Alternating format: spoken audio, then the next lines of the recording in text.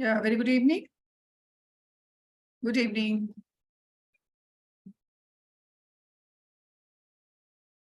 Okay, good evening. How are you?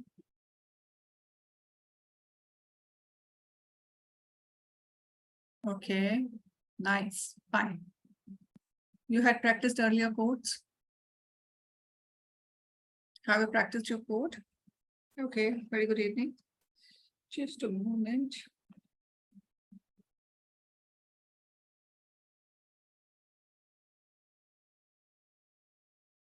Okay, so you had practiced all the codes earlier?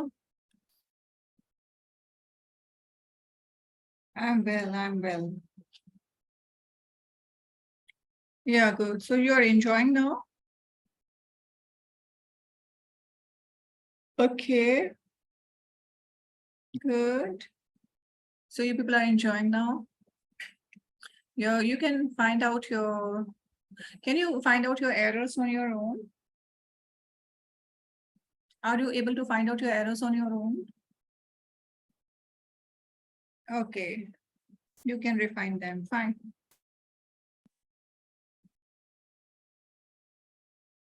So today let's move to, okay, very good, very good. So let's move. Today we are going to do functions.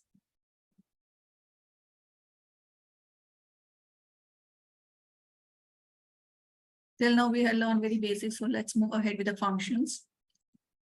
Functions are basically set of statements or code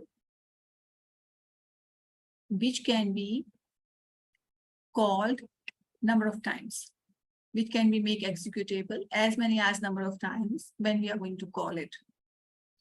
So inside a function, we write number of executable statements or set of codes.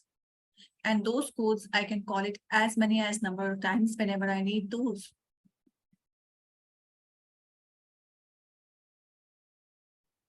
So basically in Python, there are basic 3 types of function.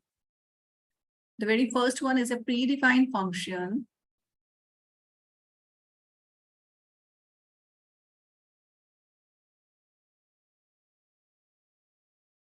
Predefined function or built-in function.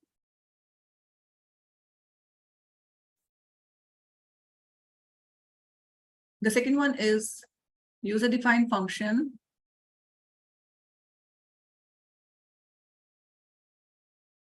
And the third one is lambda function.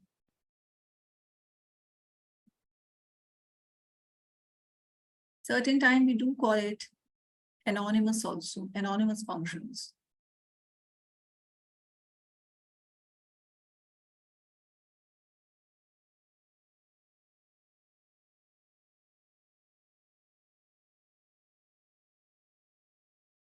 So predefined functions, user-defined function, and the lambda function. Predefined functions are those functions which are built-in functions. Okay, these are built-in functions. So predefined, you can say like you had used various functions till now. Can you come here on chat and you can tell me that number of functions you had used currently? So till now, all the functions which you had used currently, they are all predefined. Can you tell me the number of functions you had used till now? Any function within the last classes?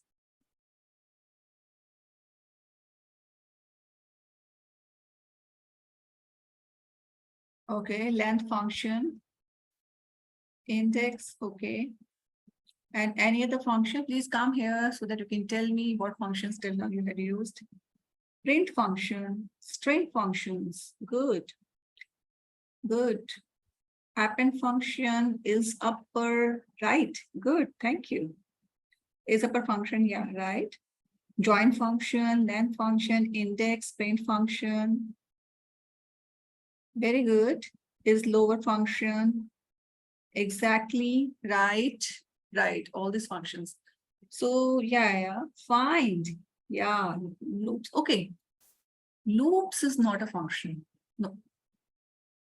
Loops are iterative statements. Have you ever seen I had created anywhere loops and the bracket sign? No, I had not used it. But rest are good.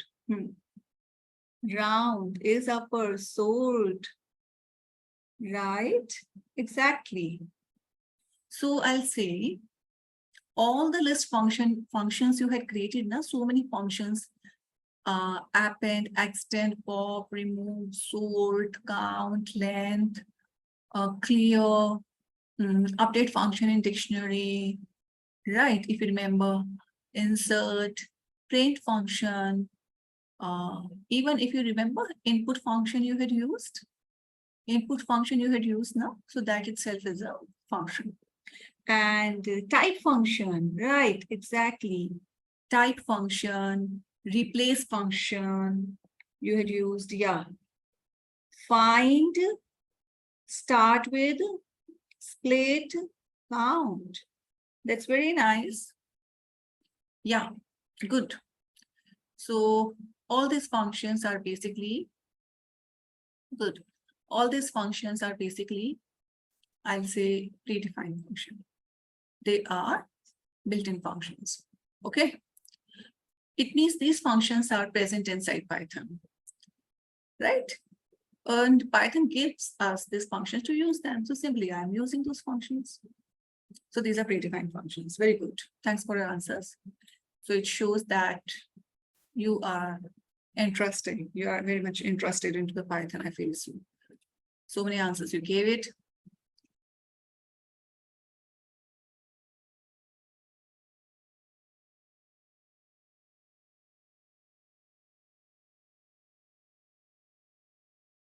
So basically, function is a group of related statements that performs a specific task. Functions help break our program into smaller modular chunks so that we can create small chunks. As our program grows larger and larger, functions make it more organized and manageable, basically. So many functions, I'll be telling you what are the help function, help utility, print, integer, float, string, type, range, min, max, length, input, list functions, and so many string functions you learned it. All these are basically inbuilt function, predefined functions. Now let me tell you the help utility. There is a help utility inside the Python. Inside Python, there are so many things, so many functions are there, so many modules are there, so many symbols are there. If I want to learn about those, how can I do that? For that, I need the help utility in Python. That one is welcome to Python help utility. The versions, whichever you are having, because my one is a little bit down, your one has the latest one. So that welcome to Python, that particular Python version utility.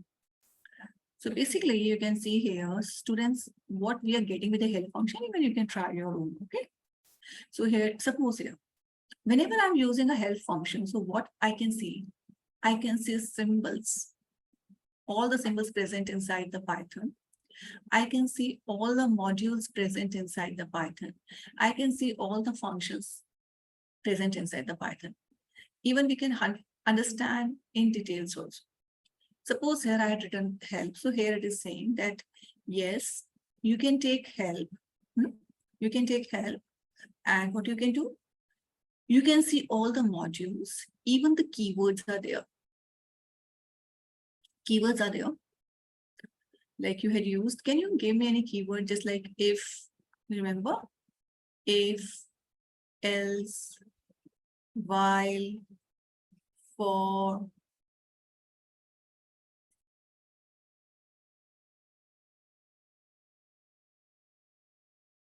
Okay, and many other keywords you had learned till now. In, okay, so number of keywords you had did it right now, pass, if you remember. So basically now, these are keywords. So if you want to see the different modules, keywords, symbols, or topics, you can just write them inside the help utility and you will be getting all those. Suppose here I'm writing help. And here I want to see what are the keywords. So simply I will write what are the keywords. And if I press enter, so I will be getting all the keywords. If I'm writing help, what are the various symbols? inside Python. So that is there. If I want to see what are the topics, so simply I can write here topics. So that will be giving me entire list of topics. So you can see here, when I had written here, help symbols. Can you see here? Help symbols here. Help symbols. So help symbol is there. So it is just showing all the symbols like modulus operator, brackets, these one, multiplication, power. See all these ones. See. So there are various symbols present inside the Python here.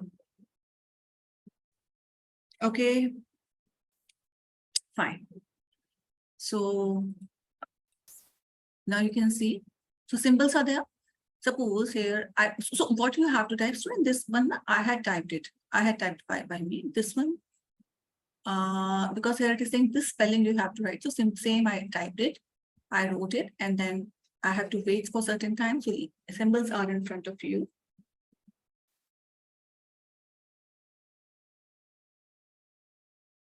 This one. Topics. These are, if you write a help and then it is blinking, so you can write topics. So these are the various topics inside the Python. List of available topics. In the similar way, you can write here keywords. When you are writing on your own, what you can do, like here, it will be start blinking. So here, if it is blinking in this way, so here what you can write keywords. So you will be getting all the keyword, if, else, and many other keywords you will be getting. Okay, you can do that. Now suppose here, like there are many functions we had learned. If I want to find out that what is the details of each and every function. Yeah, zoom, okay. Just wait here, I'm zooming it.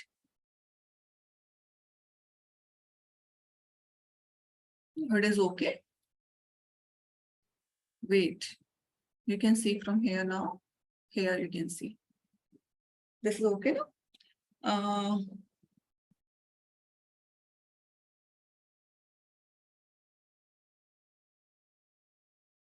Okay. So these are the functions I had written. Okay, see. So suppose here I say there are many functions you had learned. So suppose that I need to understand what are these functions. So simply I can write help. What is a min function?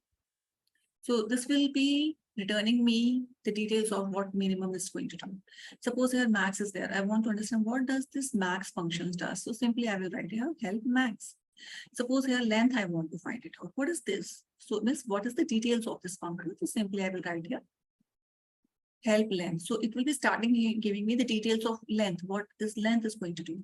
Or if I need that, what is range function? So simply I will just give it. Or if I'm writing here help input, that what this input function does. So it will start giving me the details. It will return me the details. Okay, so that we can do here. So here, so this one I'll return it. Suppose here I'm writing help length function. So help on built-in function. Here it is saying returns the number of the items in a container because it is returning the total number of items in a container. Okay. Help minimum. So here it is saying with a single iterable argument, it will return the smallest item. Suppose here help maximum I need it. So here it is saying with a single iterable argument, it will return the biggest item because maximum is going to give you the biggest one. Suppose here you want to understand what is the input. How does the input statement work? So that you can write it here. So you can write it a help input. So here it is giving, it will be returning you raw input. So you can just make a prompt.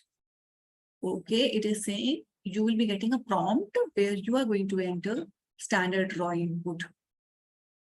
Okay, so here it is just a certain thing, certain error. It is std in means user have to input.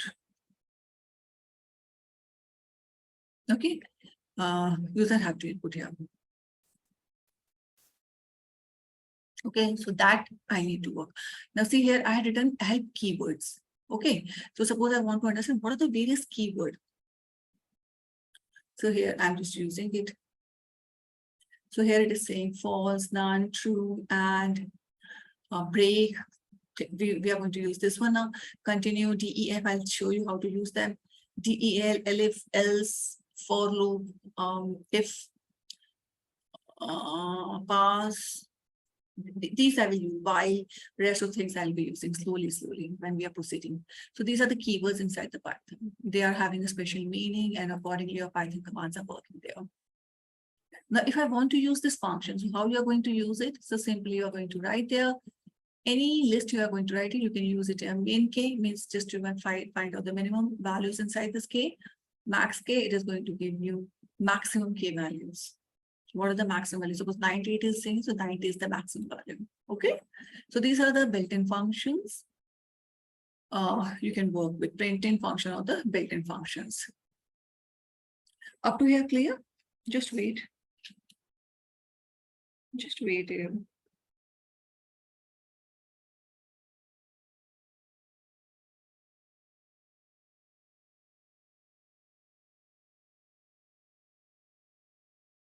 We are today's session regarding to the functions. There are 3 types of functions: built-in functions, user-defined functions, and the lambda functions. Till now, I'm just telling you how to use the predefined functions. You had worked with entire functions till now, from the day 1 to today. So you had used all built-in functions. They are the predefined functions. And I'm also telling you that what is the help utility and how we can use the help utility, that how to work with the help utility to find out the details of any particular functions, or if I want to see any keywords, or if I want to see any symbols, I want to see any topics or modules, that I can take the help utility. Okay, so that one is there, that I'm telling you. Okay. Okay, so let's go. So students, up to here it is okay. Shall I proceed now? You can raise hand, that's okay. Okay. Fine. Okay. Okay. So let's proceed now. Now there is a user-defined function. So let's say how to work with the user-defined functions now. So here for that, I'm going to take another file, a fresh file. Just wait.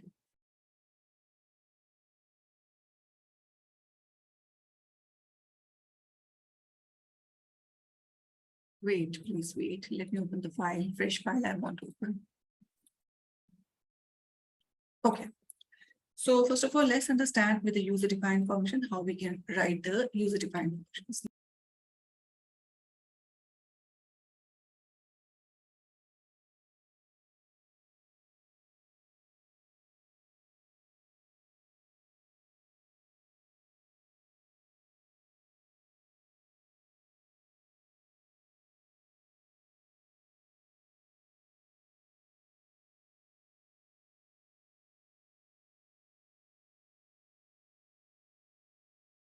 So let's start with the user-defined functions. So as I told you right now, when we talk about the functions, I have told 3 types of functions are there: predefined or the built-in function. Right now I told you. Now let's go ahead with the user-defined function. User-defined function, and then we are going to go ahead with the lambda later on. Step by step, I'm going to use that. So let's go ahead with the user-defined functions. As the name suggests, user-defined function is basically those functions which are defined by the user. Okay, those functions which are defined by the user, that we are going to take. So let me write.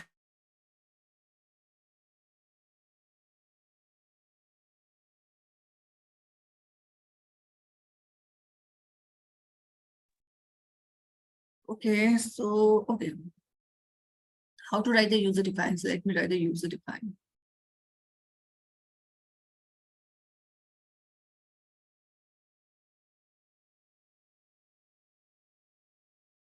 Okay. Now, to make a user-defined function, I have to use a DEF command. DEF keyword is there. DEF keyword I'm going to use it. So here now, when we write a user-defined function, I have to write two things here. The very first is definition of a function, and the second one is calling of a function. So here I'm taking the first step of user-defined function. The very first step is definition of a function. Function definition I'm going to write it. So DEF, function name, I have to write it.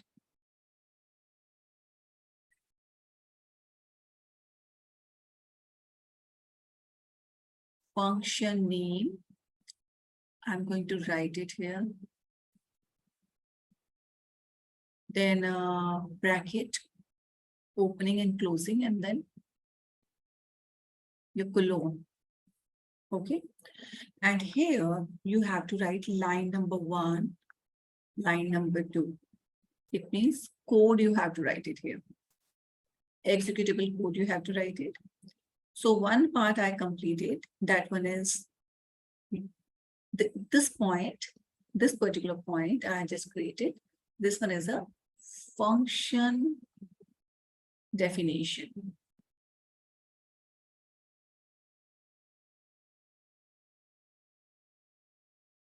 Function definition. Okay. Second, now I have to make a second one. Okay. Second one means, second one means what I have to do into the second step. So 2. So here what I'll do, I need to call a function. Okay, I need to call a function. So call a function means once I created this function, I need to call them. So inside the calling now, I have to make a call. So calling means this function name I have to call. So what I'll do, I'll just write this one. Function name. That's all. And I'll call it. My function will be called. So what is the second step now? The second step is function calling. What are the 2 steps now? So for the user-defined function, you have to take care. The very first step is the function definition. And the second step is to call the functions. Got it? So DEF is a keyword. And then function name, then bracket on off, colon, and then line, executable code of lines. And then my function is done. And then I have to call a function. So only function name, I will just call it. That I'll do. So it means 2 steps, remember, function definition and then calling function. Only this much work I will do it. So let me make a very small function. Okay.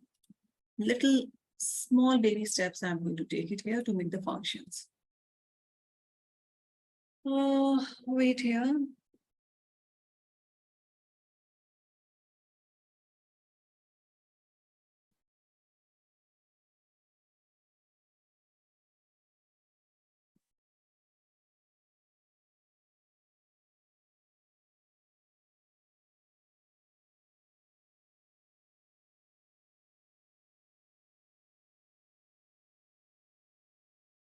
Okay. So here, let's say how to make it.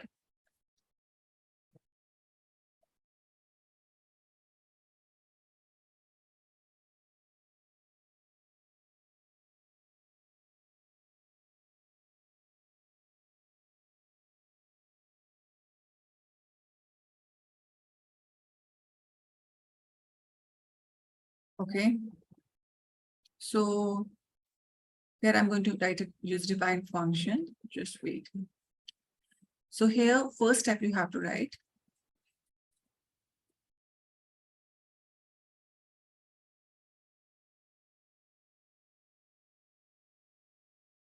Function definition. So first step I need to write it. DEF, as it appears green, this is the keyword.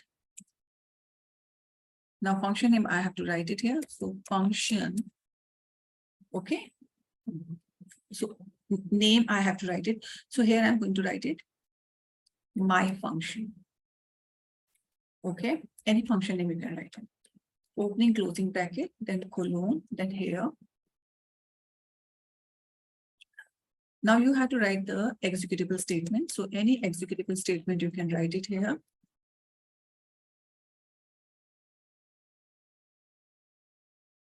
Any line statements, you can write it here because we are reading it the first time here. So this is my function here. I'm going to write it. Okay, done. My work is done. Let's click on run. So first step I completed. Now I'm going to take the second step. That one is calling a function. Now I have to make a call. How to make a call? This function, now this function, same, I'm going to call it here. So this I'm going to take it and I'm going to click it here. So the same calling, I'm going to take it. This. Can you see this function? I had taken it here. That's all done. Now I'm going to call it run. So it has called it. So how it is executing, how it is going to give me our answer. First, this is done. So this is stored into the memory. And then when I had called it, so this called this function and start executing lines of it. And this is what this one is giving. This is my function. Okay. So these two steps I have to take. Now what I'll do, I'm making certain more function, very small function, so that you can understand in depth of it.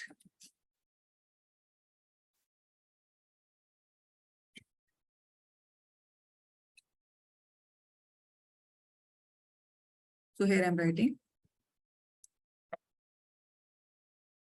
function one, any name of function you can give. So this is the second function I'm making. Function one, here I'm going to write it. Print,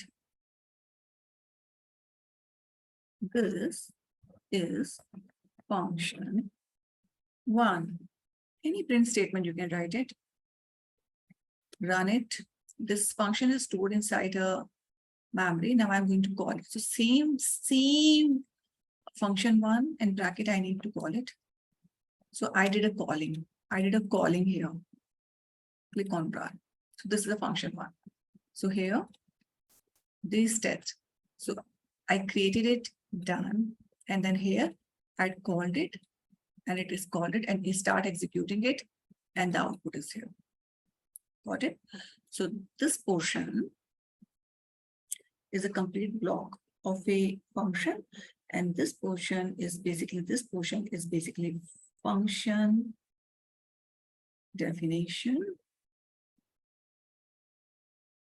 And this course is basically calling a function.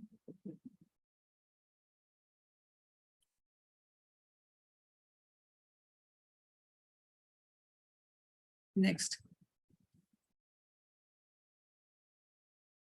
Function two, students, you can give any name to it.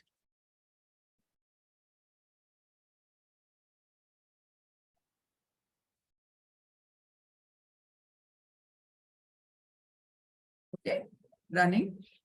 Then you have to make a call to it. So here, this is a set of code. I created a function definition and then calling a function. So you need to call it.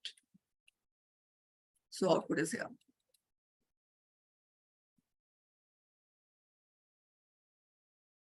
Got it? Now here I'm making some another function. DEF. Suppose here I'm making, add function. So I can make that add function also.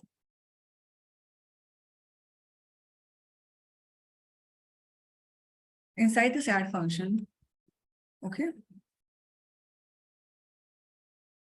add function, I need to add two variables. So I'm making here A is equal to 10, B is equal to 20. Wait a minute. And C is equal to E plus B, that I can do that. And here I can just write print. Here I can write C is equal to comma, the value of C. Okay, that I can do that. So click here on run. And you have to call the same function. So add function, you have to call it. Same, you have to call it. There should be no spelling mistake. So here, I created it, definition, and then I'm going to call it. So at this one, I'm going to call it, and here C is equal to 30 is coming here. So this printing, it is coming here because it is adding 10 plus 20.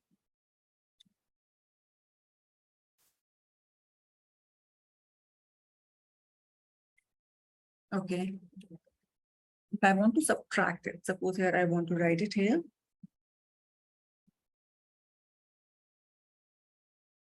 Debugging means removing of syntax.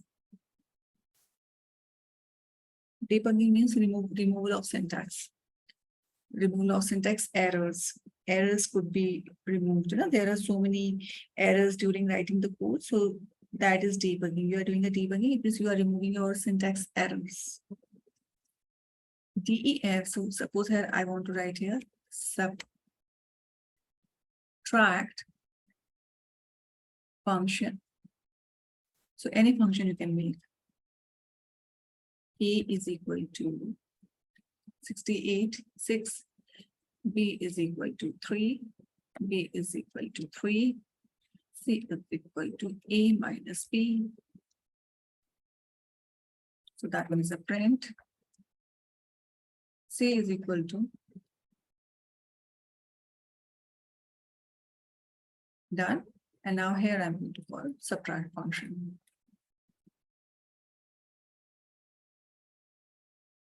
Same function name you have to call. So why it is, how it is going to work? Function definition, then it is going to call this one. So here, 3 is there.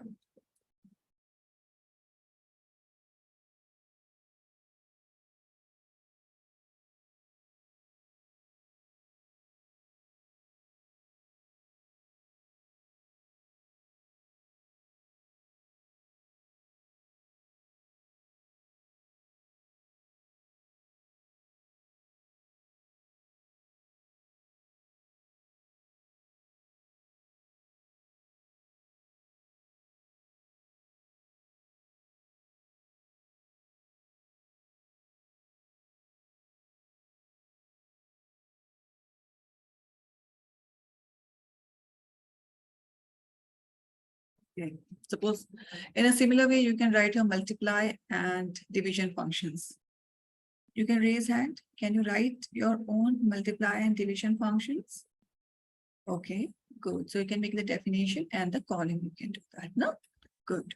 So here, suppose here, let me write certain. Suppose here I want to write DEN SQ function, square function. So here I'm writing any variable here. I can take suppose X.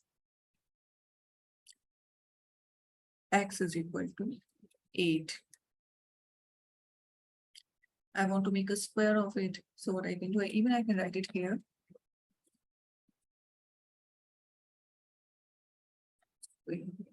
Of 8 is, in this way also you can write it, X into 2.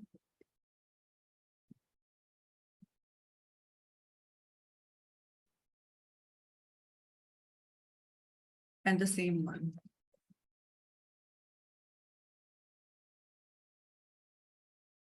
So the square of 8 is 64.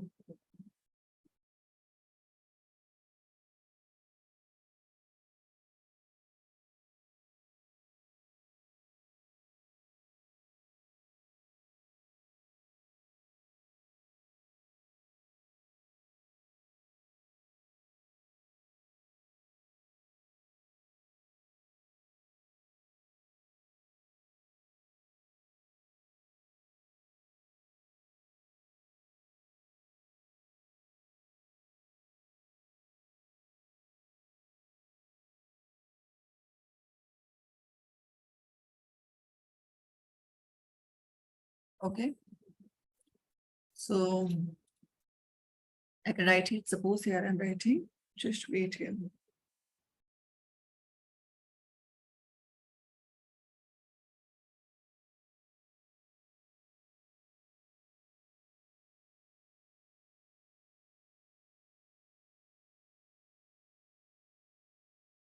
Functions are being created so that the executable statements could be stored inside the functions, and whenever we want to call those functions, I can call it anytime.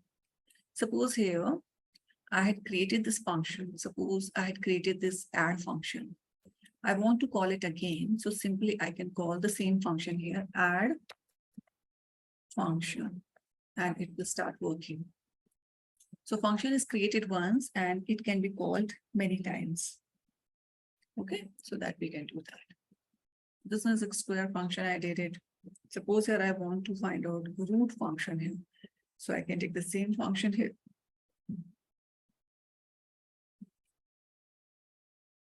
Any function, square root function, I want to make it. Here I can write 64. So here I can write it, the square root of 64 is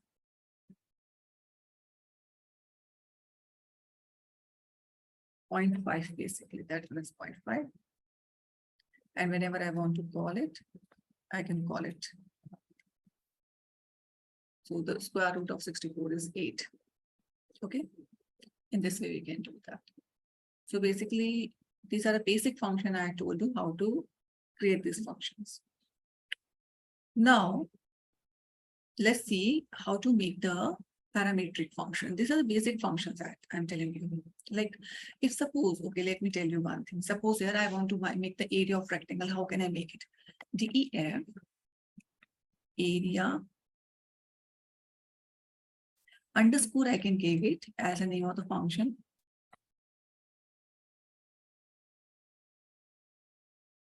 Area of rectangle function I'm making. So underscore you can give it. That is a valid statement here. But you cannot give hyphen. Hyphen is wrong. You will be getting the errors. Here I'm making length is equal to 90. Breadth. Certain time my keys are not pressing actually. Wait, students. I'm using it thoroughly now, so keys are not working certain time. Okay, and I can write here area variable where I'm going to take the length into breadth. I'm saying that my keys are not pressing actually.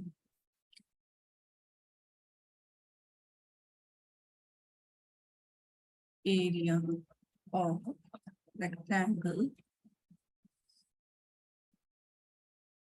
area.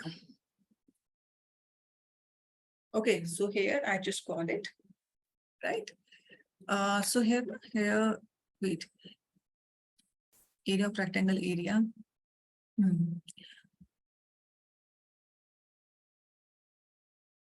Okay, now I want to call this same name. I have to call same name.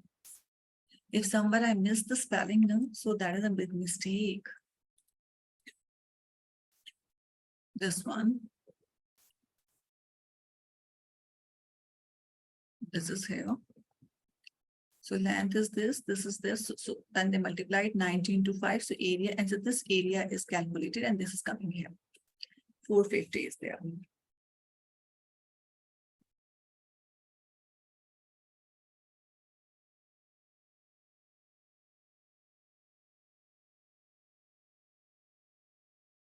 Okay. DEF. Suppose here I want to find out, let's say, I want to find out area of a circle. Area circle. Function I want to write it. So underscore you can give it. Okay. If you do not want to give, you cannot give, but never give a hyphen. That is a wrong. Why I am giving these? Because I want to make the relevant name of the function. So here I'm just giving. For this one, I need it radius. Radius now, see, to find out area of a circle, what I need? Pi r square. So pi r square means 3.14 into r square. This I need it now. So here radius I need it. So any radius I can take. Then Pi value 3.14 directly I can give it, or constant value I can give it 3.14 constant value I created. And here pi r square. Now here area variable and pi. So pi into r a d I u s into 2. Okay, so, and that one I will be giving it here in this way. Pi r square. Okay, and then here print the area of a circle is equal to area. Done. So you have to run it. And then you have to call the same function. Never make any mistake to go. Okay, you have, even you're typing it, make the same, otherwise you'll be getting a lot of error. Okay, so pi r square is being calculated and the area is coming here.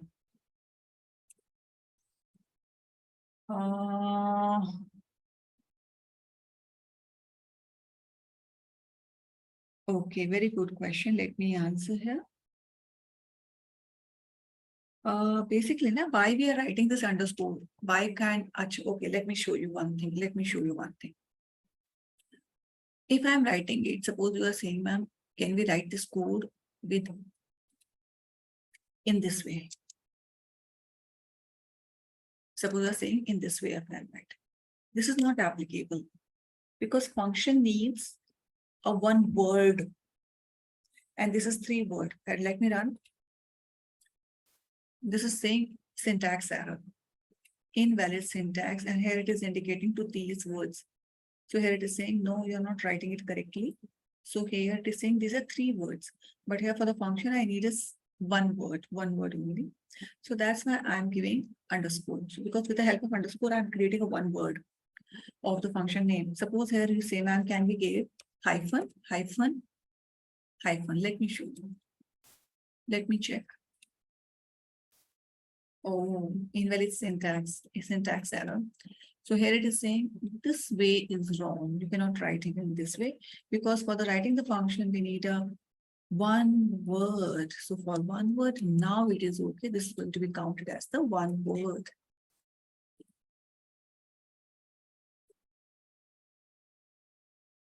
This one.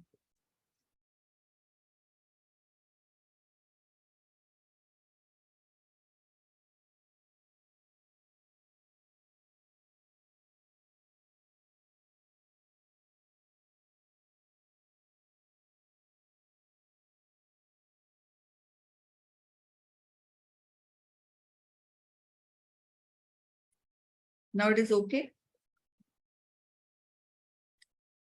Okay now? So in this way, we have to make a one function, otherwise there is a lot of mistake. So it will not allow it.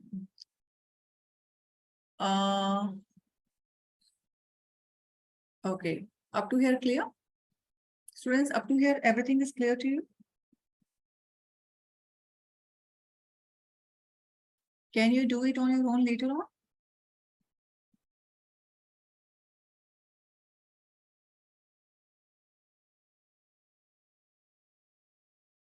Okay. Okay, good. Okay, now you see here, the same statement, if I want to change with the user input, how can I do that? The same function I can rewrite. Same function you can rewrite. And suppose here, let me take it out.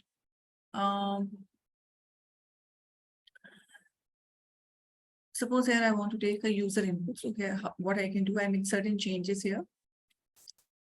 And input function, you are going to write it here. Input, enter, len.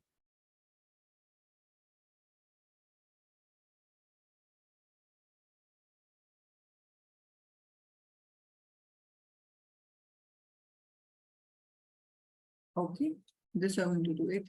Run it. Here you're going to call it. Here it is asking for the length. Suppose 45. Suppose 55 I'm entering. And here 3 I'm entering.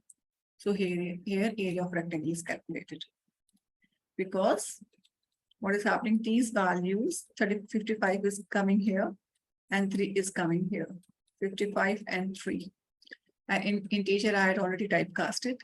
So here, 55 into 3, it is being calculated and the answer is here. Okay, so in this way, you can make it here.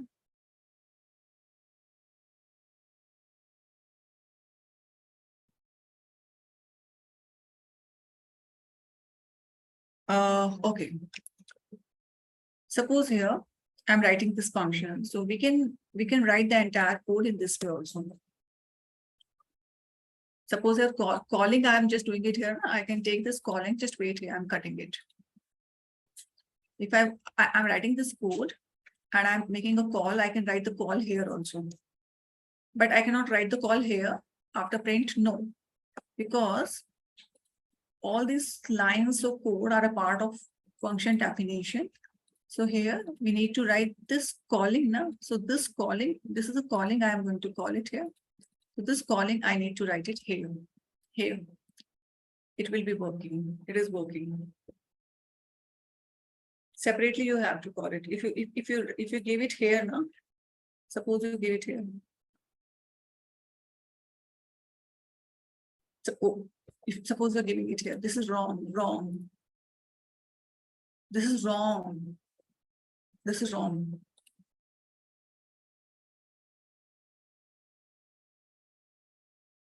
This is right.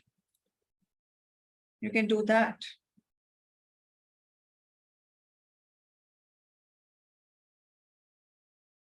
Yeah, yes, Sandra, exactly. Sandra, it is there. Yes.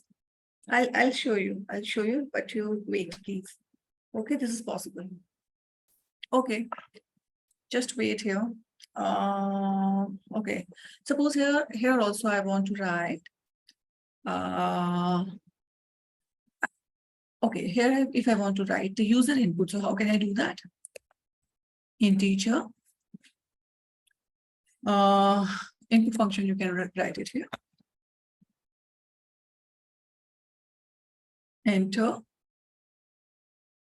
any radius value that you can write it here, right? Pi function, if you want to take it from user, you can take that. Let me show you how. So float value, you need to take it here. Float typecasting, you have to do it. Input, and here you can write enter pi value.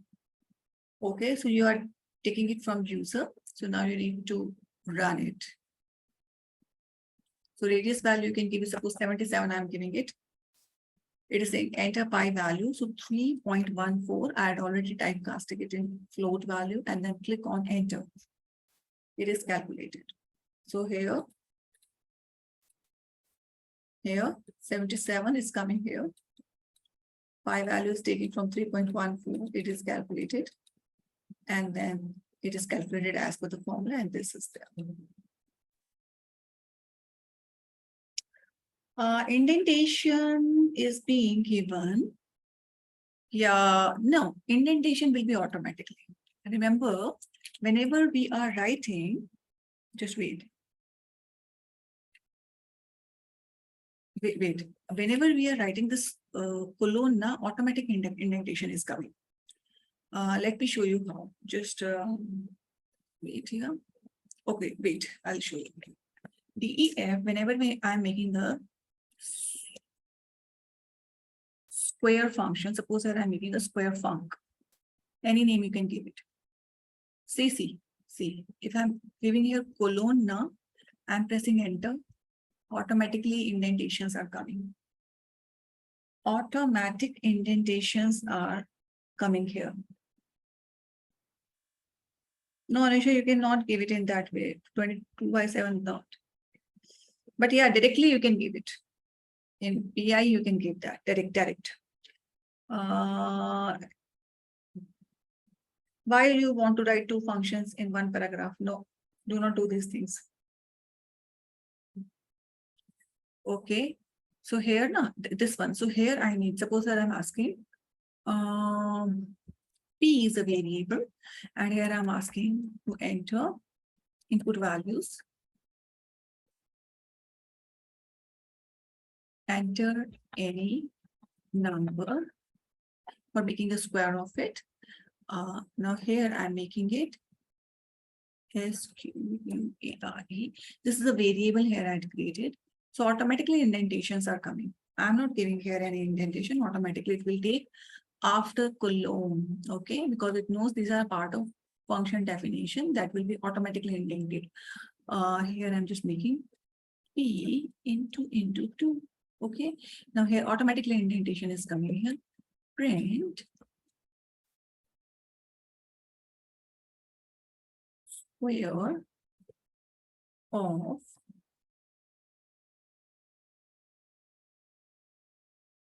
P is done. And now you are going to call it. So here you are going to call it square. There should be no mistake. It is asking which number you want to make square. So suppose 7, I want to make a square. So 49.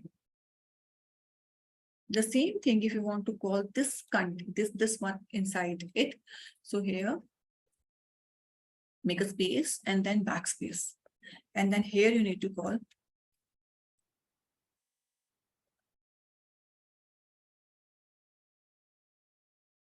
and then you run. Suppose I want to make a square of 12. 144.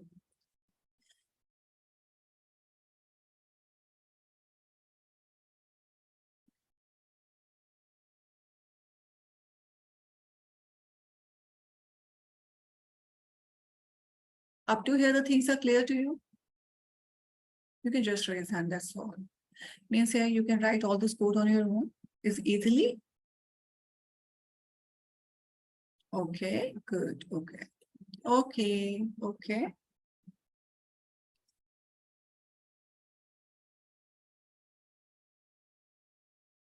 Okay, shall I proceed now?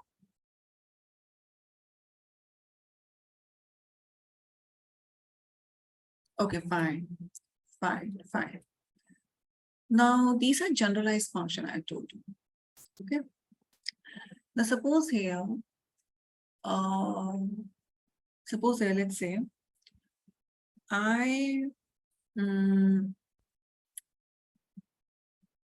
okay, let's see parametric function. These are general functions. Okay, general function. Okay, so let's see here.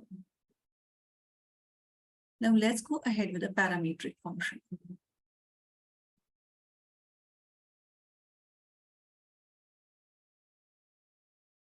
Parametric function. So how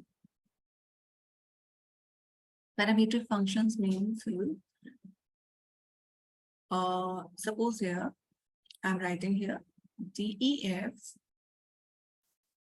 add function I'm going to write it, add function I'm going to write it. So here I'm going to take the values of A and B. So here when I'm going to write it, so here I'm going to pass on the value of A and B. These are parameters I'm passing. So here now I'm going to write here print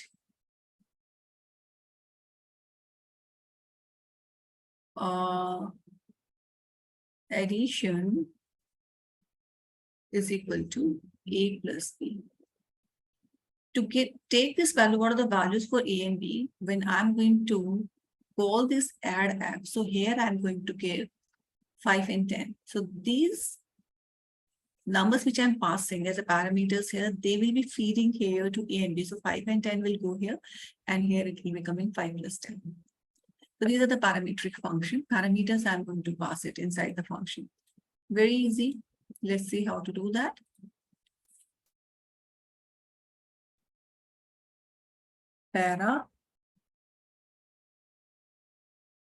Parametric functions.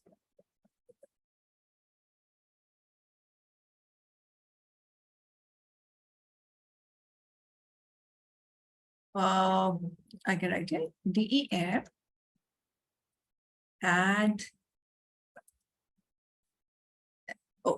add F anything, make it colon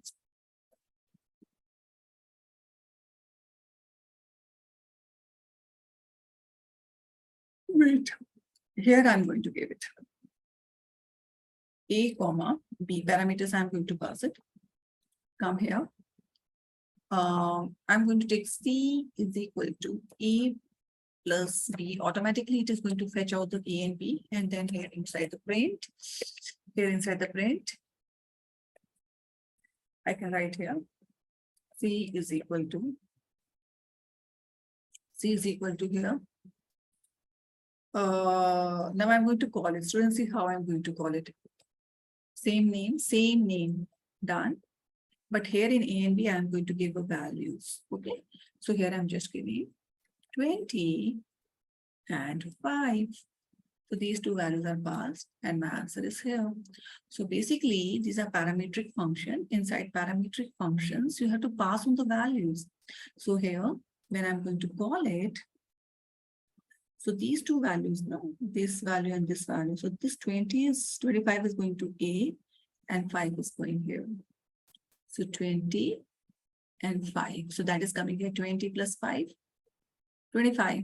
So 25. So 25 is returned. Okay. Now here, suppose I'm writing here, multiply. Let me write it here. Okay. Multiply, and here function. So suppose here I'm writing, let me write it, x comma y.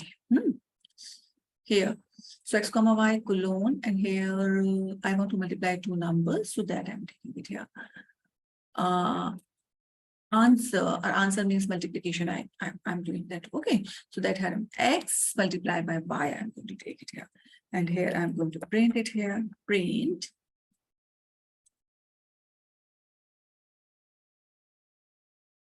is equal to comma same. Whatever student, that is your choice. Whatever variables we're going to do that you are going to put for certain.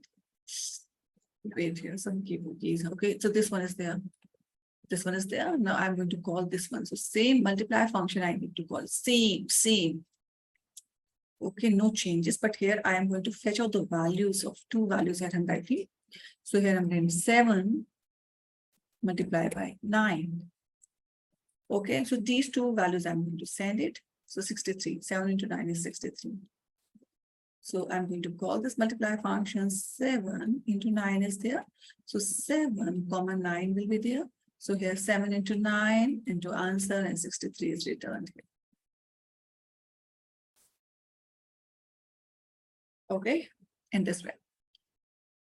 Suppose here I want to make any area of rectangle. If I want to make it is with these value, parametric value. How can I do that here?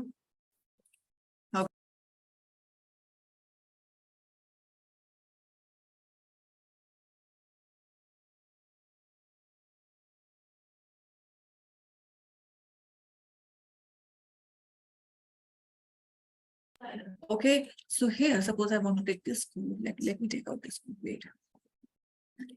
This code, now same I'm taking as it, but you need to write it. Okay.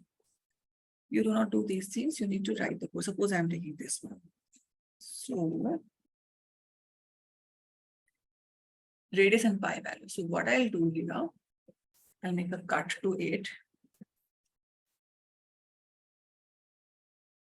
Circle area it is taking. No. So here, students, I'm going to write it. Just wait, otherwise you will be confused. A lot of confusion will be there. Here, I need to write radius value. Okay, let me take out the radius value and rest pi value 3.14. Directly I will be giving it here. Okay, so that easy, it would be easy. Done. I need the radius value. So here run. Now I need the radius value. So same function I have to give, same thing. There's no changes here. And here in radius, suppose so area of circle. So okay, let me give it 12. So 12 is passing into the radius. Click on run. So it is there. So these are the parameters I'm passing. So this is passed here, radius into the 12. As soon as I'm going to call it here, it is calculated and calculation answer is given it here.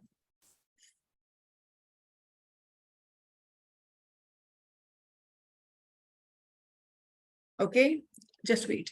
Okay, now let's say here, suppose here the similar way, I'm going to give this one. Just you need to wait for certain, I'll answer all of the questions. Wait, please. Wait, please. You need to write it all these things here. Okay, same code, I'm going to take it here.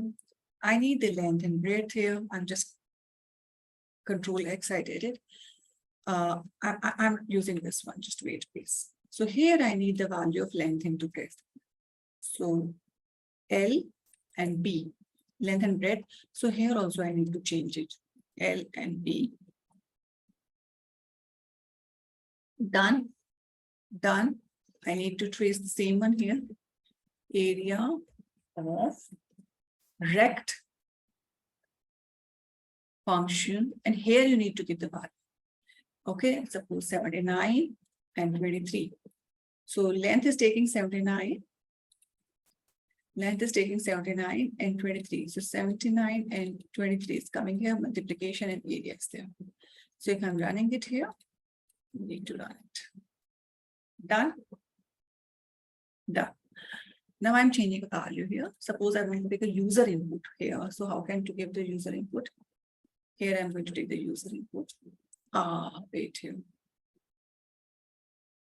Length and breadth I'm taking from the user, and these length and breadth I need to pass it here.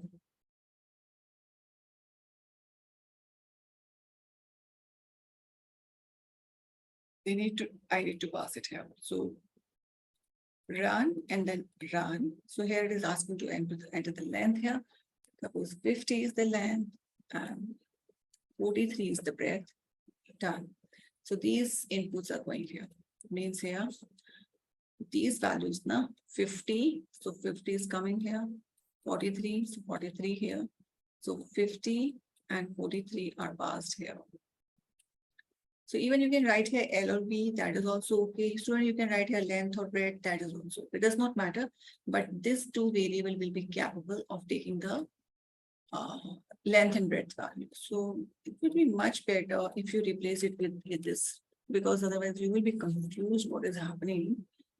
Let me do everything with the same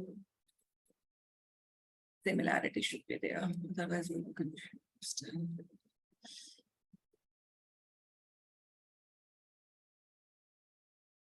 Got the point?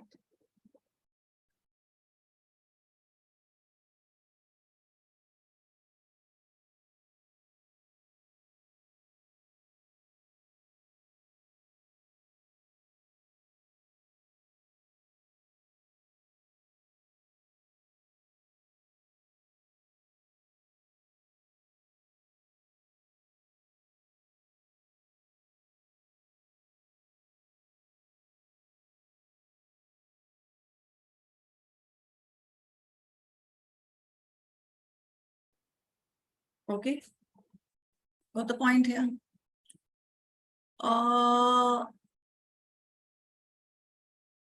Okay, so here now.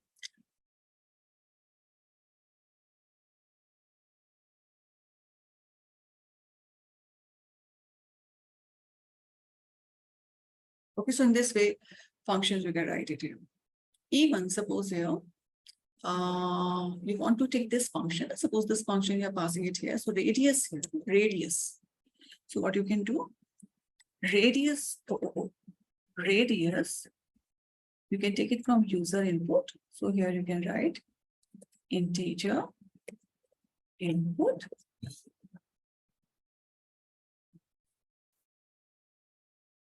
Enter radius. Okay. And here I need to give the value. Variable I need to pass it. Run. It is asking for the radius value. 44 is the radius value. Answer is there. So here inside the parameter, it is just passing this radius. Suppose 44 you had given, so 44, and that is being passed 44, and that is 44.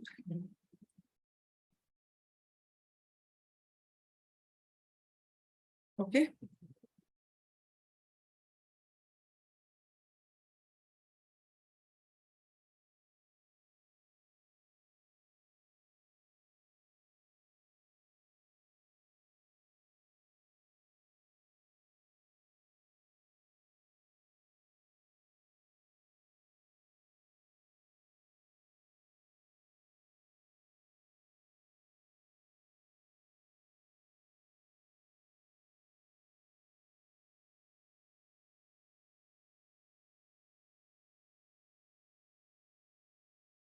No, there is not any such limit of variable of this arguments. That is not such limit. You can give 3 to 4, 5.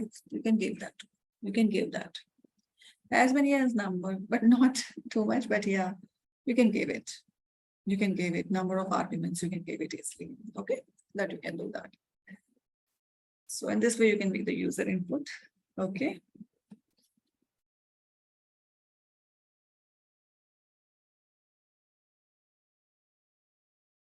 Suppose even this one is there. No? Suppose this one is there. No? This one you can see it here. So if you want to make a parametric function, how you can do that? Here you need to write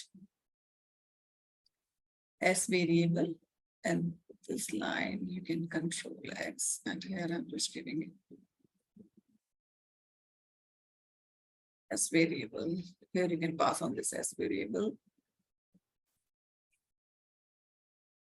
And here you can adjust this. Wherever S is there, you can well understand now. So in this way, so whatever square you want, suppose here I need, what is the square of 5? That is 25. What is the square of 14? It is 196. What is the square of 6? It is 36. So values are being passed. Here, 6 is coming here, 6 is going here, 6 is going here, 6 into this one, and then it is just returning 36. It is going to work in this way. Okay.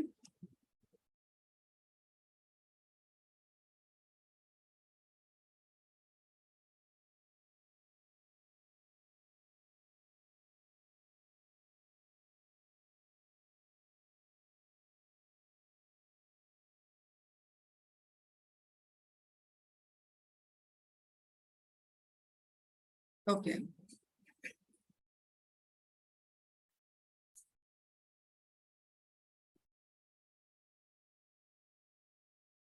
Okay. Up to here, clear?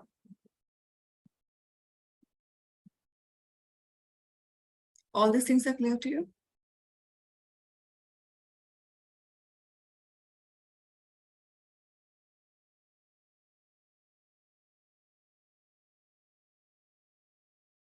Okay, fine. Fine. Now let's say here. Okay. Now suppose here I want to write here DEF.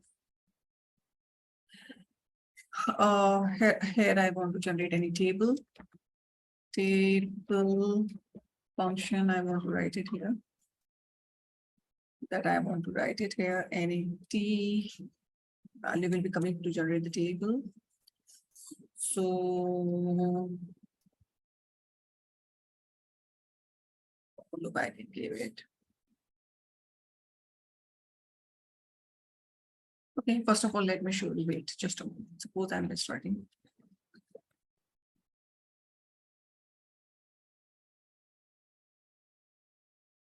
Any for loop you can write it here. Suppose I'm saying range 5.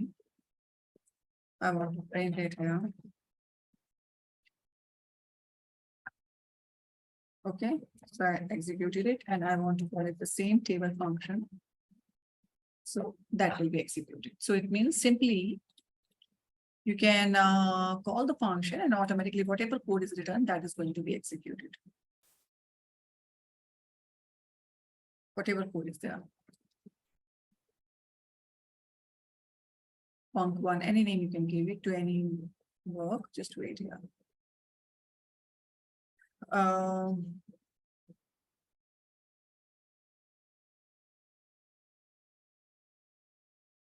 Okay, so let me make a table here, generate a table here. So table T. Here I'm going to write it. Here I'm going to write it, just wait.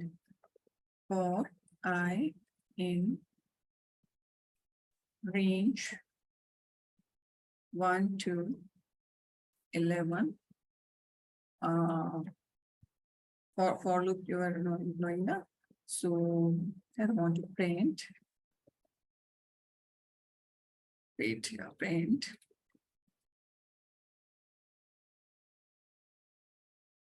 I'm going to change every time. So here I'm going to write T into I. Just wait here instead of this number. T into I.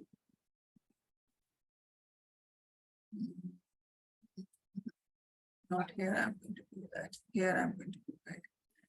T is equal to, let's say 2. So T into I. Done. Wait, I'm making a simple structure. So here I'm going to run it, and here I'm going to call it. Function 1, here I'm going to call it.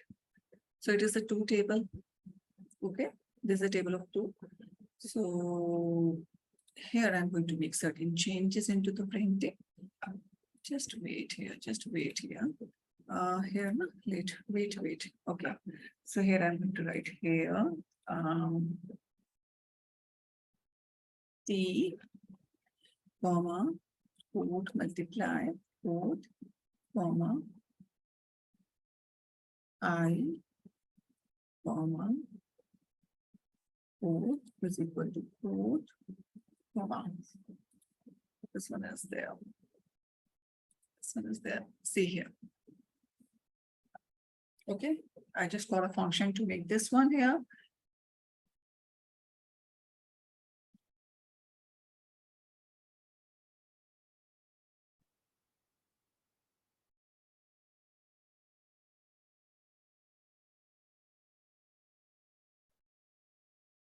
Okay, so here we can do that. If I want to take a user input in this case, so I'll just make a change here. Here T is equal to 2 is not required. I'll be writing it here. T is equal to enter here input, enter the number for table to be generated. Okay, so T is there. So this T will be passed here, and this T will be passed here, and this is not here in this way. So you run it. So here it is asking for the number. So suppose 3 or 4, any 4 table. If you want to run it, I need a table of 8 table. I need a table of, again, executed. I need a table of 14, press enter. 14 table. You need a table of 19. So 19 table is there. Okay. So in this way.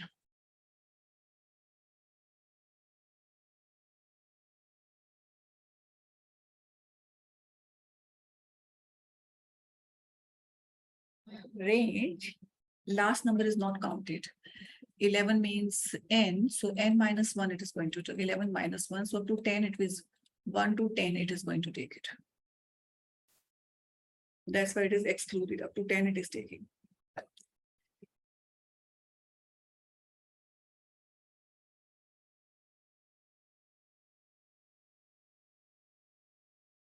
Okay, so in this way.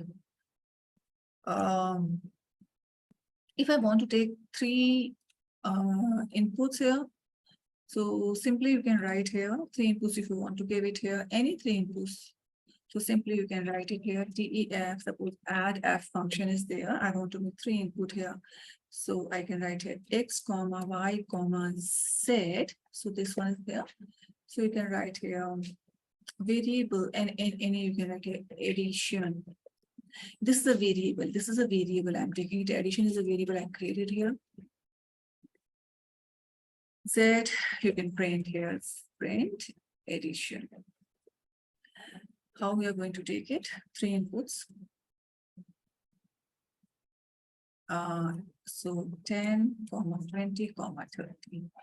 Okay, or you take it here, user variable also you can take it here. Run it. It is 16. So here 10 is going 10, 20, 30.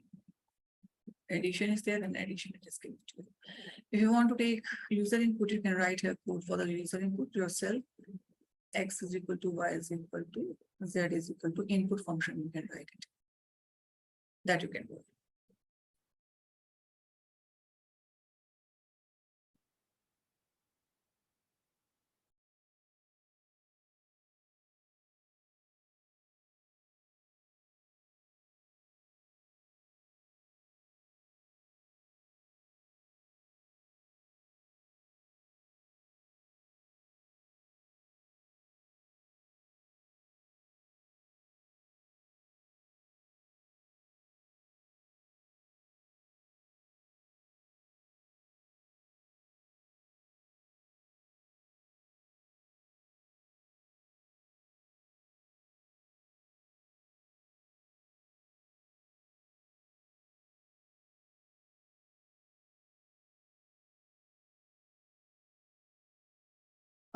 In the meantime, you can read all these functionalities I had written. Let me write some code, okay, on my own. Just wait.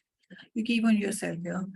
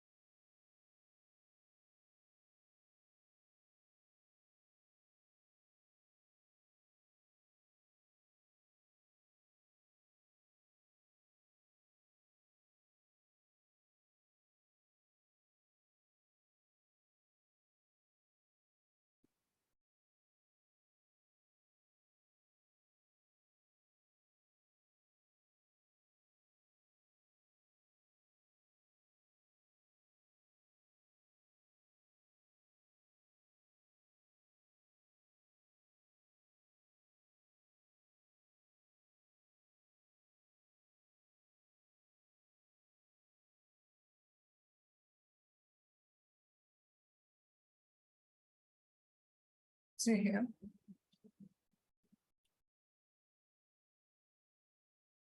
You can see here now. I just returned one blank list, and this entire list data I want to append it here and print it here. So I just call this tester. So in this way you can go. Okay, so in this way we can write it here.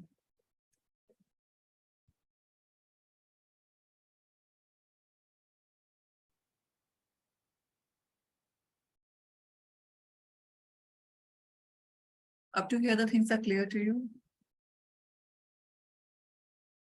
Everything is clear to you. These are basic functions I'm telling you. Everything is clear.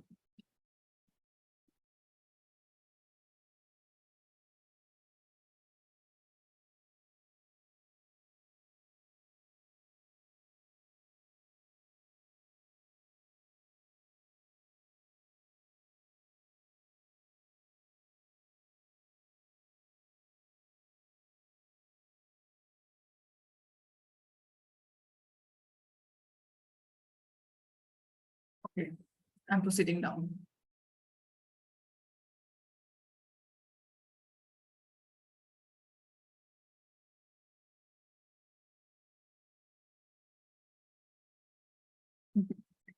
Okay, our codes will work. You all are into the basic steps. Do not try to write multiple functions and multiple calling. Do not do these things, please. Do always simple things, okay? Okay, so just write only simple things only. I'll never suggest you. Fine, okay? Now, let's understand the return keyword. Just wait here. Before it now, let me tell you few more things here. Okay, okay, just wait. Now, right now I'm writing like 3 parameters you had seen here. 2 parameters I had written, or now, right, recently I had written three parameters also somewhere. 3 parameters. Now there is one point. Suppose here I want to write 4 parameters. So I need to write a separate function. Got the point here? Means here, if I want to write 1 parameter, so suppose add f function is there. Def add f function is there for 1 parameter. If I want to add, no, 2 parameter. If I want to add here, just wait here. Suppose, just wait here. Wait. Suppose I'm writing here def add function, and I'm going to use 2 parameter. So here my lines of code will be there, and it is going to work with 2 parameters. Now, if I want to work with 3 parameters, so separate function I have to write add f with 3 parameters. And then lines of code I need. If you think it's, suppose I need to add four inputs, then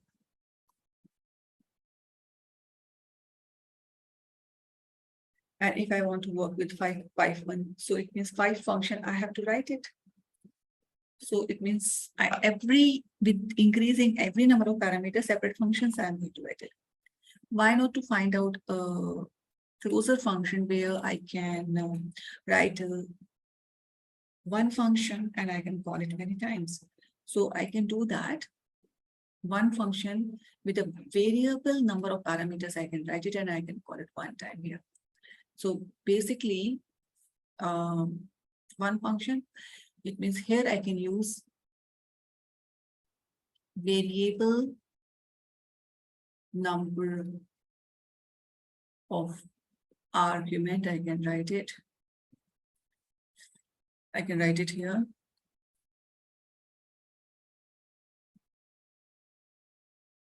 Variable number of arguments. So I can use a star arguments. Star arguments means many. This is a wildcard character. It means this one is the same many number of arguments I can pass it. Many number of arguments I can pass it. Got the point here? Got the point here? Many number of arguments I can pass it here. Many number of arguments. So I can pass it 1, 2, 3, 4 as many. So what I can use it here, such like suppose that I'm writing def. So here I'm going to use this variable number of arguments. Suppose here I'm going to use, suppose this variable number of arguments is going to be used with a predefined functions, predefined aggregate functions such as sum, min, max in this way.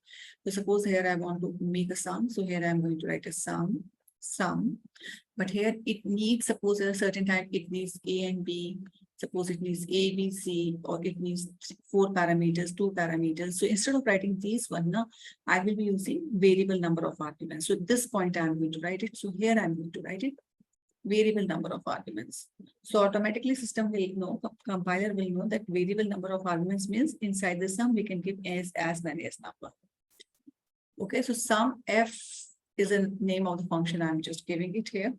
So here I will be using this multiple number of arguments here. So inside it, I can just write here, make a sum of all these sent arguments. So as many as number of arguments I can pass it. Now, how can I call it? So for this, if I'm going to call this sum f, so I'm going to call it sum f. Suppose I'm writing 4 and 6. So here 4 and 6 is going, and that is going to be added 4 plus 6. If I'm going to write in sum f, here I want to get 4, 6, 10. So automatically 4, 6, 10 is going here, and 4 plus 6 plus 10 is going to be added. Even if I'm going to write here sum f, and here I want to write 4, 6, 10, 12, 8. So all these 5 are going to be added here. So basically variable number of arguments is used whenever I need to pass on multiple number of arguments. I do not need different functions here. Okay, that is not required even. So here, if I'm writing it here, def,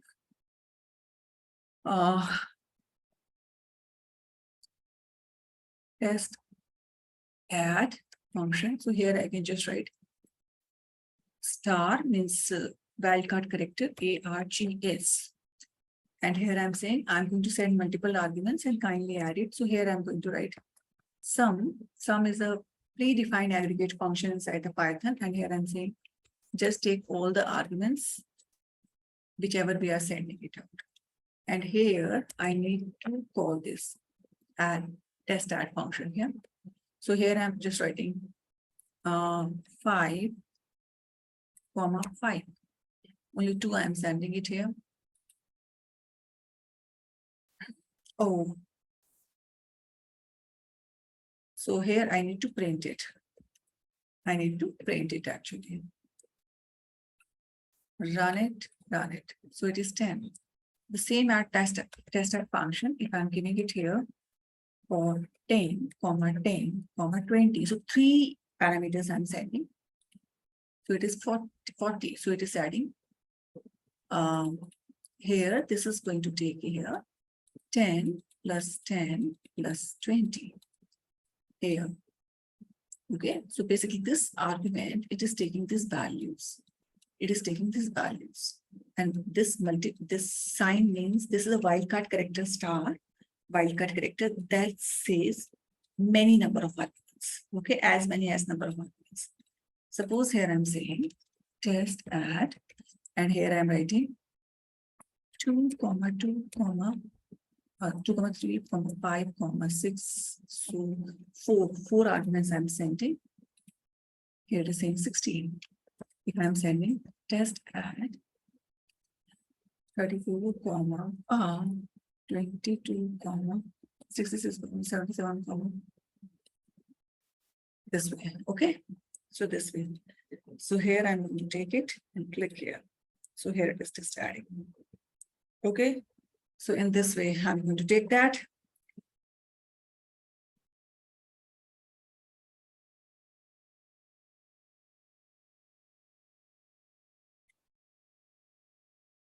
Okay, so I'm going to take that, right?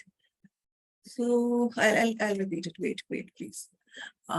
So basically, now, even if you say it means here what we are doing, instead of writing multiple function, because if what I'm saying, suppose here I want to write add function. So instead of writing multiple add function with 2 parameters, so I need to write this function. If I want to write here addition of 3, so I need to write a separate function here. If I need to write here with 4, so here separate functions, it means to write it 3 functions, so 3 different functions I'm adding it here. Got the point here. So it means here I'm writing 3 different functions to add multiple arguments. Means here number of arguments are different, so that my number of functions I need to write it. So instead of these, I'm finding out the solution. Why not to write a single function? And into the single function, here I need to take care that inside the single function, I can write a one-time function, and that function is going to add as many as number of arguments. So this one is there. So this one is variable number of arguments I can send it. So if I'm writing it here, so this is a wildcard character, which means many number of arguments. Many number of arguments I can send it. Many number of arguments, so many number of parameters I can send it. So here this is going to take as many as number of arguments. So whenever we are using a variable number of arguments, variable numbers of parameters, so we can use it with a aggregate function, just like sum, min, max. These only, because there are very few aggregate function inside Python. So here, if I'm using it, so here you can see if I'm just making the 2, this 2 I want to add. So 5, 5 will be adding here 5 plus 5 and sum of that is going to return 10. If I'm sending here 3 arguments, so 10, 10, 20. So here it is taking 10 plus 10 plus 20 inside here while making the sum of it. And that is going to be returned here. And then 4 parameters, 5 parameters, 6 parameters, it is going to add it. Got it?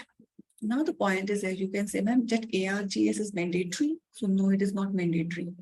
It is just, you can change it. Suppose, see here, I'm going to change it. This is just a variable. If I'm writing it here as a MP.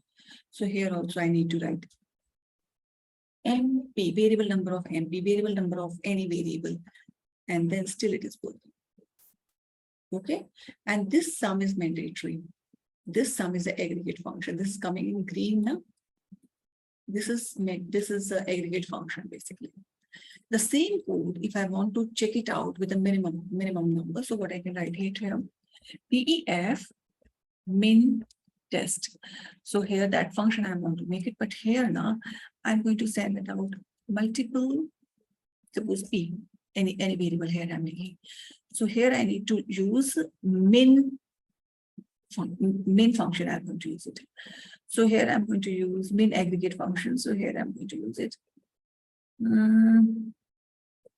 Print min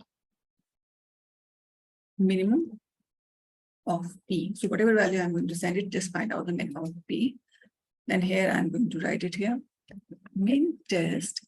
And here suppose I'm sending 34, 67, 23, 90. What is the minimum? Minimum is 23. Min test.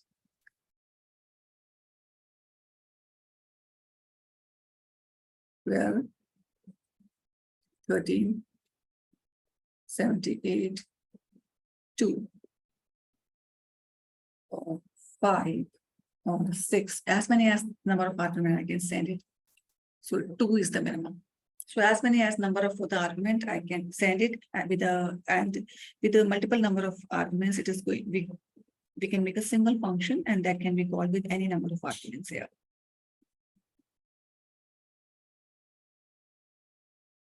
It is compulsory to use this one. Without it, it cannot work. This one is wildcard character, which is saying many number of parameters of arguments you can use it. Without it, it is not possible to write the function. The same function you can do it with max also. Instead of this one, you can try yourself. You can write here max, and then you can just change the function and make max test, max test, max test. So maximum you can write it. So sum, min, max, aggregate function, variable number of arguments could be worked. As many as different arguments, but we can send it on a one function and that will work.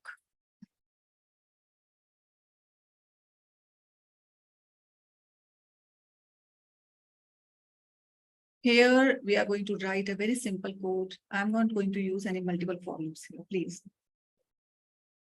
Let me work on my piece here. Okay, here I'm going to do all the codes as per my piece, and I know what to write the code here. Please don't tell that I should write this code. Okay, and multiple for loops, I'm not going to use it here.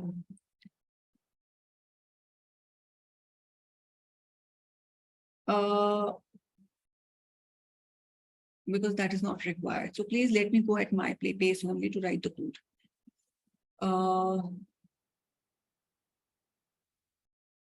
That is not going to work, that if I'm not going to use any error. Please ask logical questions here. That if we are not writing any alphabet with star, then what should be added? Nothing. Okay, so yeah, AVG is also there, right? Right. Sum, min, max, AVG is there. Fine, average. Okay, fine. So in this way, we can write the code here. Just wait here.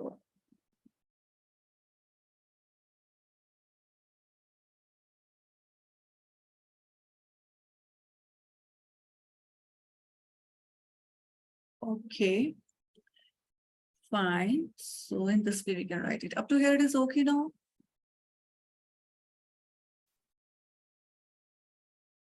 Up to here it is okay. Everything is fine.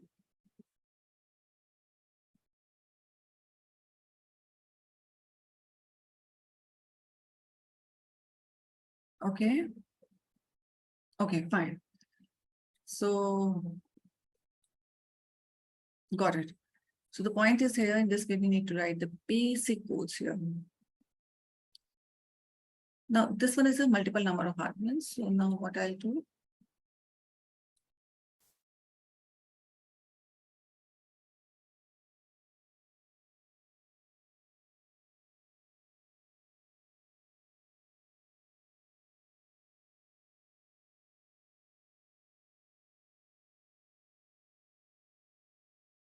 okay, you can see one of the code here.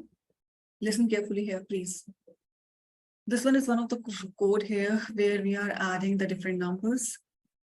So see here, this one is one of the code I had written. So basically here I'm using this arguments, multiple arguments here. So whatever number of arguments I'm sending, that is going to work here.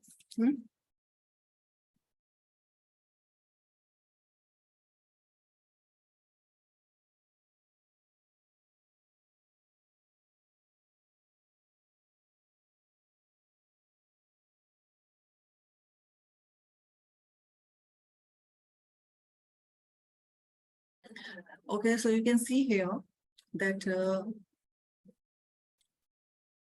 I'm writing code here where I'm sending up to multiple arguments.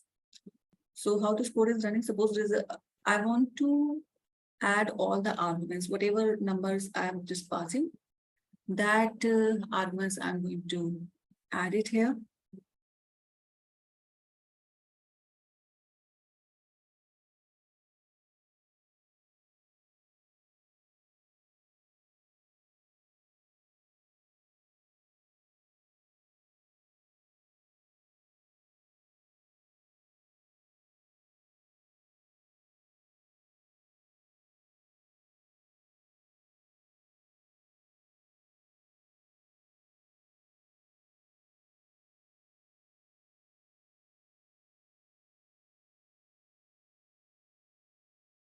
Now see here how this code is running. Suppose here I'm taking this code. So here initially, whatever number of arguments I'm going to pass it, that is going to be added. So inside this argument, suppose here I'm just passing this 1, 2, 3. I'm calling this function and here I'm just writing 1, 2, 3.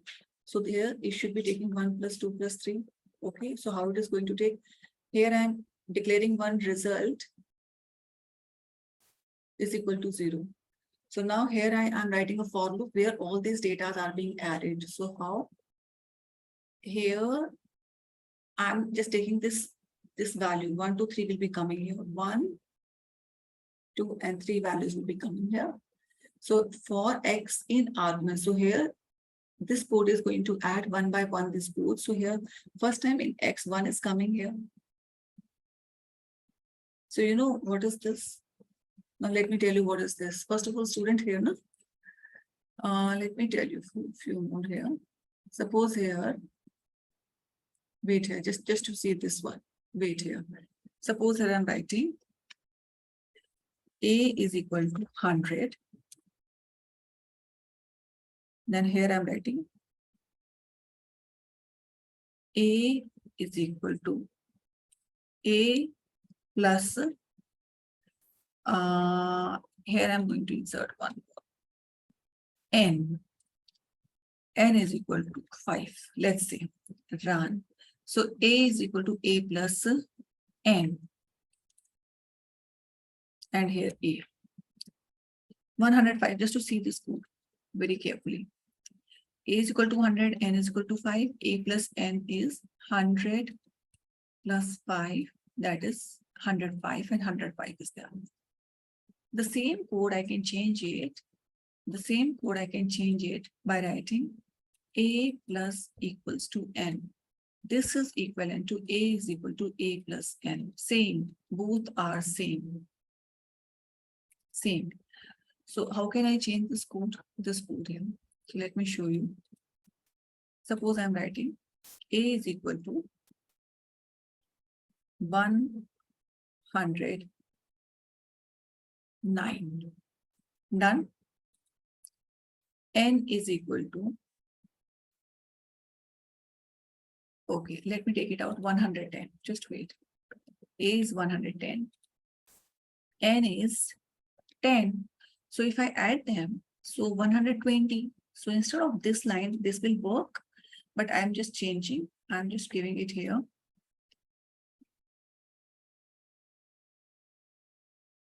In this way, I'm going to write it. Same. It should be displaying. Okay. This is there, no? And now here I'm taking the value of that. Here it is just showing me. No. It is taking the earlier value. Oh, I'll tell you what is happening. Run. Now it is okay. So basically now this code you are getting, this a plus equals to n. What does it mean? Either I write here a is equal to a plus n, or I can write in this way. Both are same. Both are same here. Okay. So what I can do, I'm using the same code here in arguments here. So basically now I'm taking this code. This code you need to understand only. So here now, first of all, when I'm calling this sum function, so 1, 2, 3, I'm going to pass it here. They are going to be added 1 plus 2 plus 3 in this way. And here I need to add them. Instead of some aggregate function I will be using, here it is going to be added. So here it is coming as a 1, 2, 3. So what it is coming 1, 2, 3. But it needs to be added here. So 1, 2, 3. So inside the x, what will happen? 1 will come. X 1 will come. So how if I'm making the expansion here, result is 0. Now I'm going to update the result plus x. So tell me, what is the first value of x? First value of x is 1. So 1 will be there and result will be 0. So what is the updated value of result? That one is what? That one is basically, just one more thing. I not told you the result, no? Return I had not discussed with you, no, right now. Let me discuss the return, then only you can understand this code first. Wait, student, just wait here. Let me tell you return also, by chance it has been. Just wait, student, wait. Let me tell you one more thing here. Now, just wait here. I need to understand the return also. How I'm writing the return, what is the usefulness of the return. There is a return keyword actually. There is a return keyword and how it is working. Let me show you. Wait. DEF add f function, I'm going to write it. And here I'm going to write a is equal to 10, b is equal to 20, c is equal to a plus b. Okay, just to see here now. Here I'm printing.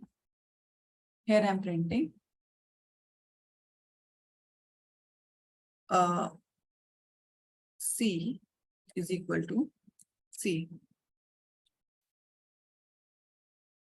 Add F. It is working already. Now I'm going to use one more thing. I'm going to use return keyword. So see the impact of return keyword. I'm stopping this line. Students, see. I'm just stopping this line. I stopped this line. I'm running it. I'm not getting the answer. So I had removed it. I'm removing it. I'm again running it. You are not getting the answer C. 30, you are not getting it. I'm using one keyword here, return. Return is a keyword which will be returning a value. So suppose I am writing return C. So it is going to give me the value of C 30 here. So you will say, ma'am, print is not return here. So basically return is a keyword in Python which is returning the value. I'm again showing you when I'm writing a print, this C is equal to, so print statement is just printing from inside the function. See the value C is equal to 30. But if I'm cutting it and I'm writing here return keyword and here I'm returning the value of C. So it is just returning the value out of this function. Just like if I say, I'm throwing a ball and you're catching it. So here, basically this return is throwing a ball and this function is catching it. Okay. So return is a keyword which will be returning the values. So here, basically return keyword is very important. This return keyword we do use in C and C++ also, just to return the value from a function. So return keyword is a keyword which is going to return the value or void also. It means it can return the value, just like here I'm returning it, or certain time it will not return anything also. Let me show you how. Just wait here. Let me tell you. What is the use of return? Suppose here it has returned it. So this return keyword has returned this value back to the function. So what I'll do, I'm just using it again. I'm just holding this return value in any variable. I'm saying my var. So now I'm running it, run. So what happened? The value 30 is returned from here and is being stored inside the my var function. And this value, I can use it here. My var.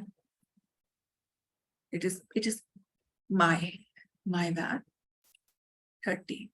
So basically this 30 is a value which is given by the return statement. So return is a keyword which is going to return out the value, from this function. So here I can use this function. Suppose that I want to use it here.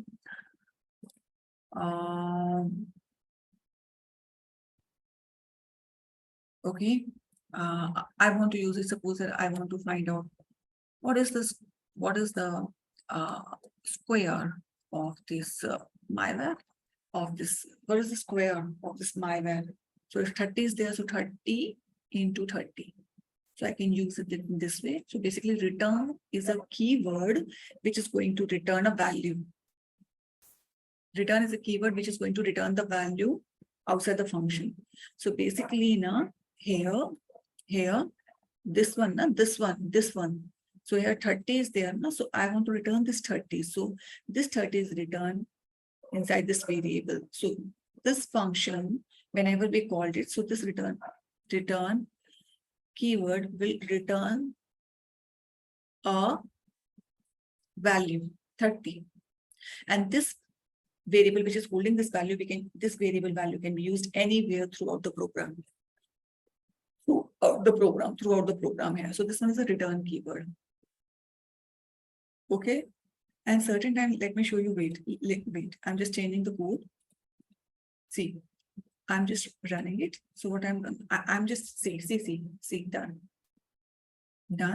run, and here, add error. What happened now? Here it is not returning anything.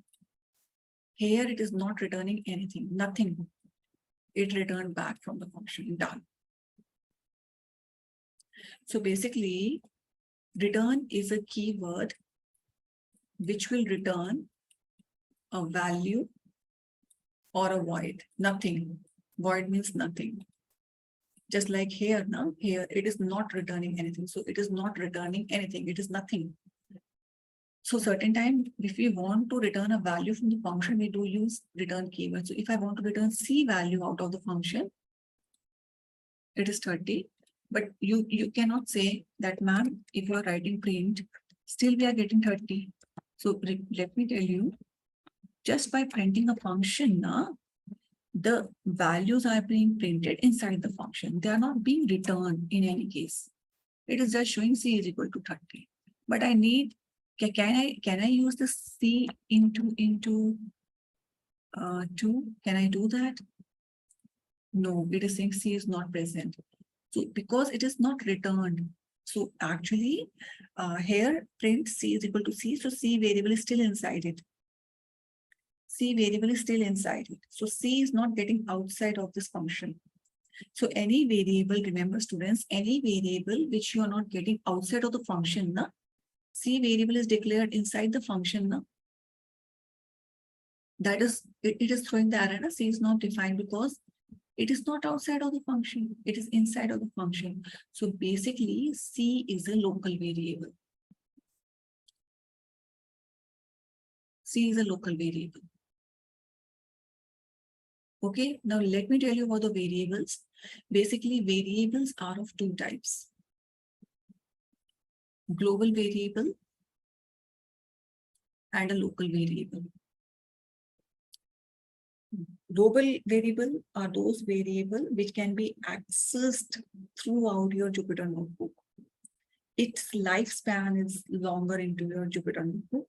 And local variable are those variables which are declared inside a function. These all are local, which are declared inside a function, and it cannot be called out, and their lifespan is within the function. So if I want to see the C, here I'm writing C into 2, it is throwing the array, it is not defined because C is a local variable. The lifespan of the C variable, local variable, is inside the function. It cannot be called outside of the function. So there are two variables, global variable and local variable. Now you can ask me, what is a global variable?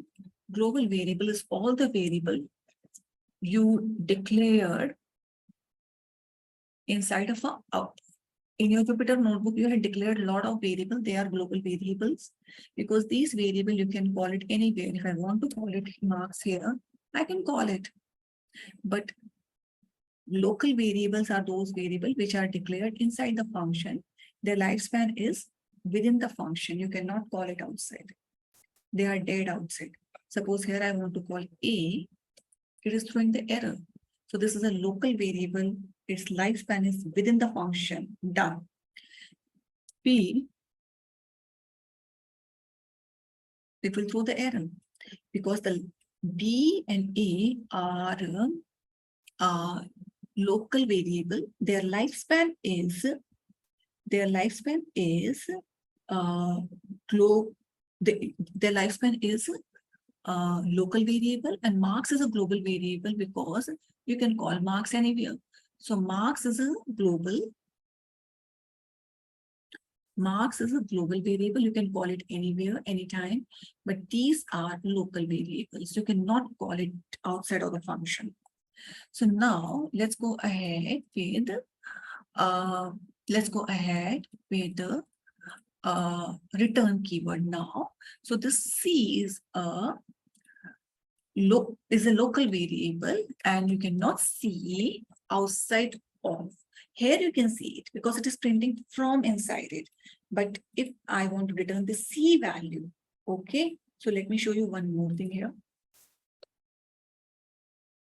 Return C. Now I can return the value. How? Done. So can you see these two things? This is coming from inside it, and this return C value is 30. If I want to hold this into the global variable, so that I can do that. How? So what I'll do, I'll change the code, myvar. So here I'm running it, run it. Now, if I want to see the myvar is a global variable now, which is holding the value. So I took out this local variable and hold that one into the global variable and this one. So now I can use this value as many times outside of the world of functions. 900. So global variable, local variable, and return keyword, return. So here, wait, by chance that file has been cut right now by chance. So tomorrow I'll discuss that arguments and certain more thing I was discussing. Right now I started with a multiple arguments. I just started with you. So now tomorrow I'll discuss those things here.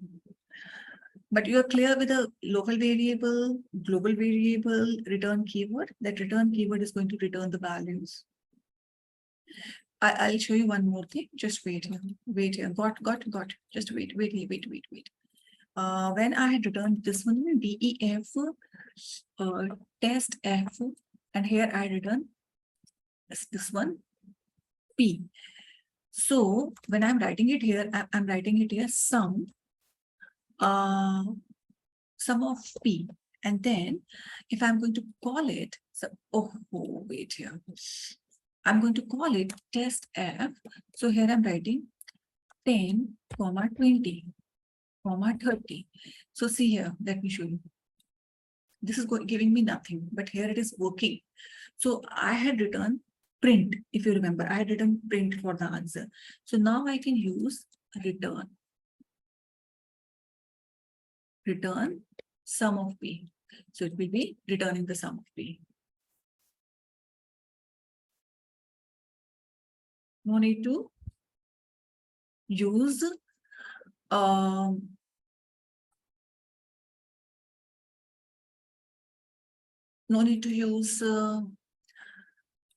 print function. Return is going to return the value. Even if I'm using an average function, there is one more AVG. Let me test it out with you.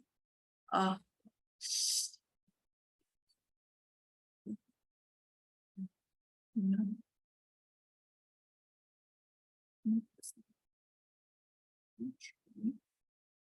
Somewhere I'm missing something. So the point is, if I'm using a min, so it will be returning the min in this way. If I'm going to use here max, in this way it is going to be okay. So return is going to return the value outside of the function. Even let me show you one more thing here. Wait, still I'll show you one more thing. DEF test function. Just wait, let me show you. For I in range 0 to 10, and randomly I'm making it here. Print I, done, and I'm going to call it. Just wait. It is going to print it 0 to 10. Okay. Now I'll write one more thing. Just wait. I'll write it here. If I is equal to 4. If I is equal to 4, then return. I'm saying as soon as you're reaching to 4 number, not just to return, skip from here. Do not execute any other. See here. So as soon as number 4 is reaching here, so 4 is there, so it return back. Now you can say, ma'am, break is there. Break is also to break the loop. Yes, break is only to break the loop in between, but return is going to return the values. But currently here, I'm not returning anything. I'm just saying, as soon as you go reach up to 4, right, from here, you jump back. You return out this function. Return is going to be used inside functions. Break is used in for loop, but here also you can use that. But break is not going to return any value. Return is going to return the value. Return is a statement which can be used inside a function. Got the point here?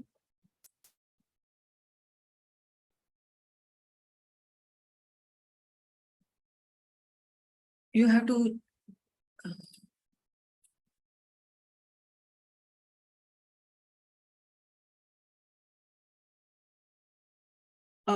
for this, you have to watch out. You have to create all of the functions self by looking out the video. You have to create all these things on your own by looking out the video. We do not favor any type of copy and paste code. You have to check out entire video.